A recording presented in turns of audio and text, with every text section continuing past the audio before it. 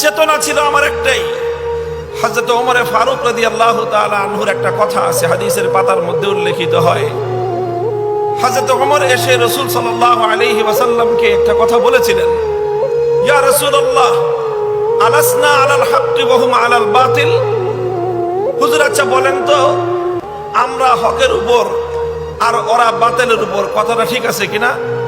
হুজুর বলেন যে হ্যাঁ, ঠিকই, আমরা হকের উপর আর আমাদের শত্রুরা হলো বাতিলের উপর। এরপরে হযরত ওমর বলেন যে আলাইসা কাতলানা ফিল জান্নাহ ওয়া কাতলাহুম ফিন নার।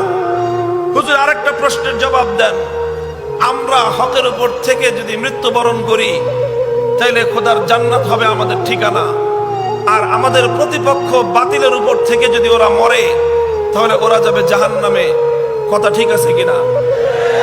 হুজুর সাল্লাল্লাহু আলাইহি ওয়াসাল্লাম বলেন যে হ্যাঁ, তোমার এই কথাটাও তো ঠিক, যে আমরা হকের উপর ওরা বাতিলের উপর, আমরা মরলে জান্নাত ওরা মরলে জাহান্নাম।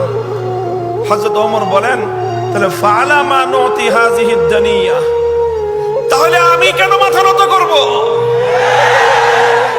হকের উপর থাকছি, মরলে জান্নাত, ওই বেটা বাতিলের উপর থেকে মরলে যার জন্য জাহান্নাম কনফার্ম, ও যদি মাথা নত করতে না পারে, হকের ঝান্ডাবাহী মাথা নতে পারে না, মাথা নতে পারে না। এটা হলো জীবনের দর্শন, এটা হলো জীবনের হিসাব কিতাব। তুমি যদি বাতিলের পক্ষে থেকে তোমার সুর নরম করতে না পারো, তুমি যদি বাতিলের উপর থেকে তোমার কথা প্রত্যাহার করতে ব্যর্থ হও, তোমার কথা প্রত্যাহার যদি তুমি করতে না পারো, আমি হকের কথা, তাওহীদের কথা, কোরআনের কথা আমি কেন প্রত্যাহার করব?